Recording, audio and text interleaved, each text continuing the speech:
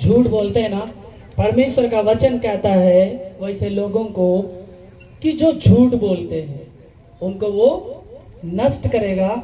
और यहोवा तो यानी कि परमेश्वर तो खुदा तो हत्यारे और छली मनुष्य से क्या करता है? घृणा करता है। हालेलुया। इसलिए सावधान हो जाए। जो लोग ज्यादा झूठ बोलते हैं और छली करते हैं ना, और हत्यारे लोग हैं, एक दूसरे को हत्या करने में मदद करते हैं और हत्यारे लोगों के साथ उठते बैठते हैं, यानी कि रंगत का संगत का। आप यदि जान रहे हैं कि अगला बुरा है, अगला चोर चुआड़ है, वो मर्डर करता है, फिर भी आप उनके साथ दोस्ती कर रहे हैं, उठ बैठ रहे हैं, पार्टियां साटियां कर रहे हैं, तो उनका बीज आपके ऊपर पड़ेगा और वो चीज आपके बच्चों के ऊपर भी होगा। हालेलुया। ऐसे लोग यहाँ पे हर सप्ताह पकड़ाए जाते हैं। सावधान रहे, क्योंकि परमेश्वर कहता है झूठ बोलने वालों को वो नष्ट करेगा और हत्यारे और छल्ली मनुष्यों से वो घृणा करता है। तो उसी तरह आज हम लोग और पढ़ेंगे कैन और हाबिल के बारे में परमेश्वर के वचन में। उत्पत्ति ग्रंथ 4 अध्याय के 1 से 12। उत्पत्ति ग्रंथ 4 अध्याय के 1 से 12। जब हमें प्रभु देता है तो हम बहुत बार झूठ बोलते हैं। परमेश्वर को हम पहला अंश 10वां अंश परमेश्वर को नहीं देते और हम लालची करते हैं। यदि हमारा पड़ोसी देता है और वो तरक्की पर होता है, तरक्की पर उठता है, तो हमें जलन हो जाती है। उसी के बारे में परमेश्वर के वचन में अभी हम लोग सुनेंगे। जब आदम अपनी पत्नी हवा के पास गया तब उसने गर्भवती होकर कैन को जन्म दिया और कहा मैं यहोवा की सहायता से एक पुरुष पाया है। फिर उसने उसके भाई हाबिल को भी जन्म दिया। हाबिल भेड़ बकरियों का चरवाहा बन गया, परंतु कैन भूमि पर खेती करने वाला किसान बना। हालेलुया। हाबिल का क्या काम था? हाबिल क्या काम करता था? भेड़ बकरी चराता था, चरवाहा का काम करता था। और कैन किसानगिरी करता था, खेती बाड़ी करता था। हालेलुया। कितने लोग भेड़ बकरी चराते उठाएंगे? भेड़ बकरी चराने वाले लोग शर्माना नहीं है। 2-3 आंटी लोग ताली बजा देंगे। काम होता है, शर्माने की कोई बात नहीं। आशादी के पास भी ढेर बकरी है। अच्छा, टाउन में फिर भी ढेर बकरी रखी है। और कैन का काम था खेती बाड़ी करना, किसान। कितने लोग किसान घराने से हाथ उठाएंगे? छोटे बड़े सब किसान। चलिए, किसान लोग हाथ उठाए, भेड़ बकरी चराने वाला हाथ उठाए। जो भी है, किसान हो, भेड़ बकरी चराना, किसानगिरी करना, बिजनेस करना, हर एक चीज परमेश्वर का ब्लेसिंग है, अनंटिंग है, तो सब सफल है, नहीं तो कोई फायदा नहीं है। उसी तरह दोनों भाई को परमेश्वर ने उनके दिमाग के अनुसार काम दिया और वे लोग अपने अपने अनुसार काम करने लगे, बांट लिए काम को। तो इसमें हम लोग देखते हैं कैन खेती बाड़ी और हाबिल जो है भेड़ बकरियां चराने वाला था। हालेलुया। और हम लोग आगे देखते हैं यहाँ पे क्या लिखा है।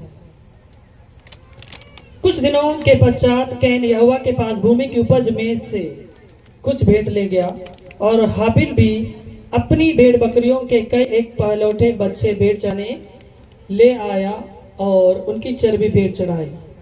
तब यहोवा ने हाबिल और उसकी भेंट को तो ग्रहण किया, परंतु कैन और उसकी भेंट को उसने ग्रहण नहीं किया।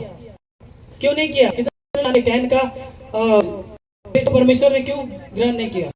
हालेलुया। क्योंकि देखिए, हाबिल चाहे जब भेड़ बकरी खाता था तो वो जिसको सबसे ज्यादा प्यार करता था ना, उसको गोद में लेता था। उसी को परमेश्वर के पास अर्पण कर दिया, चढ़ा दिया। हम लोग क्या करते हैं? बहुत बार इंसानियत के नाते संसार में हम जिस चीज को प्रेम करते हैं ना, तो हम इतना प्रेम करते हैं कि परमेश्वर को भूल जाते हैं, खुदा को भूल जाते हैं। हालेलुया। जैसे कि मैं छोटा सा बात बोलूं, यदि पति पत्नी में प्रेम है तो लोग सास ससुर को भूल जाते हैं, माँ बाप को भूल जाते हैं, इतनी सब कुछ है। या हम अकेले अलग होकर धन संपत्ति की ओर ज्यादा ध्यान लगाते हैं, भाई बहन को भूलते हैं। साथ साथ हम परमेश्वर का जो आज्ञा है प्रेम का, हम उसे भूल जाते हैं। इसी तरह इन दोनों भाइयों में हुआ, जब वो प्रेम का था ना, परमेश्वर के बलि चढ़ा दिया। अगर परिवार में भी ज्यादा प्रेम है तब परमेश्वर के लिए उस प्रेम को बलि चढ़ा दीजिए। हालेलुया।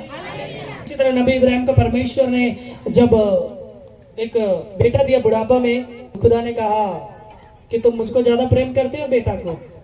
तो देखिए, जिस किसी घर में यदि बच्चा नहीं है, एक बच्चा हो जाए तो पत्नी क्या पूरा खानदान के लोग, पूरा रिश्तेदार के लोग अपना बच्चा भूल जाएंगे, उसके बच्चे प्रेम करेंगे। लोनो बाबू किस करना, चुम्मा लेना, बहुत से गिफ्ट सामान कुछ लाना है। तो परमेश्वर ने एग्जाम लिया नबी इब्राहिम से कि क्या तुम मुझको प्रेम करते हो या अपने बेटे को। तो नबी इब्राहिम तो भाई आराधना प्रार्थना उसके सामने भी आ जाए, प्रार्थना के दौरान पत्नी में आ जाए, कोई मतलब नहीं। पहला स्थान मेरा किसके लिए होना चाहिए? परमेश्वर के लिए, खुदा के लिए होना चाहिए। हालेलुया। मगर इस संसार में क्या हो रहा है, तो उन्होंने परमेश्वर के पत्नी नहीं माना और बेटा को बलि चढ़ाने के लिए तैयार हो गया। हालेलुया। उस तरह काबिल हाबिल जो है वो जिस मेमना को ज्यादा प्रेम था, चराने के दौरान उसको खुद में लेता, उसी को उसने परमेश्वर के लिए भेंट चढ़ा दिया।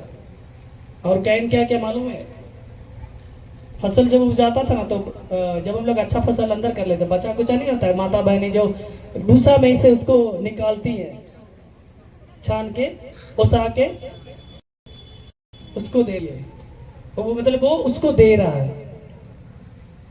क्या परमेश्वर सुनेगा? जिस परमेश्वर ने हमें सब कुछ दिया और हम सही सलामत है, हमारा पैर हाथ से सलामत है, हमने धूप ठंडा खेती किया, परमेश्वर ने खेती के दौरान हमें इतना अच्छा फसल दिया, और हम क्या करते हैं? बचा कुचा चढ़ाते। उसी तरह यहाँ पे मसीह लोग हैं, अभी खेती बाड़ी हो गया, मकई कटा, मगर कितने लोग दिल से बताए, जितने लोग मसीह परिवार से, क्या आपने अपना फसल का आसमान को दिया दिल से? कोई है? किसी का हाथ नहीं उठेगा। उनको लग रहा है क्या कि सारा कुछ मेरा ही है।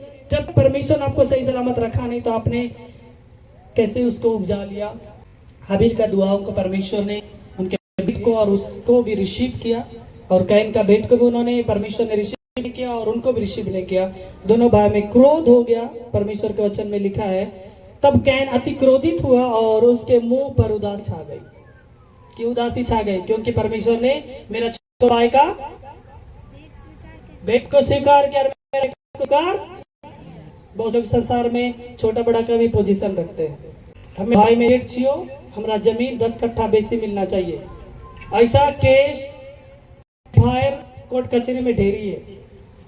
तो उसी तरह इनको लगा मेरा छोटा भाई का सुन लिया परमेश्वर, मेरा नहीं सुना, रुक बेटा तुमको जाने मार देते हैं, हम अकेले रहेंगे सब परमेश्वर सुनेगा। ऐसा सोच करके यहाँ पे उदासी छा गया उसके मुंह में। तब यहोवा ने कैन से कहा, तू क्यों क्रोधित हो और तेरे मुंह पर उदासी क्यों छाई है? यदि तू भला करे तो तेरी भेंट ग्रहण नहीं की जाएगी, और यदि तू भला ना करे तो पाप द्वार पर छिपा रहता है और उसकी लालसा तेरी ओर होगी और तुझे उस पर प्रभुता करनी होगी। हालेलुया। यदि हम भला नहीं करना जानते हैं, परमेश्वर का वचन कहता है वो पाप तेरे अगल बगल रहता है, तेरे जुबान के द्वार पर रहता है, तेरे घर के द्वार पर रहता है।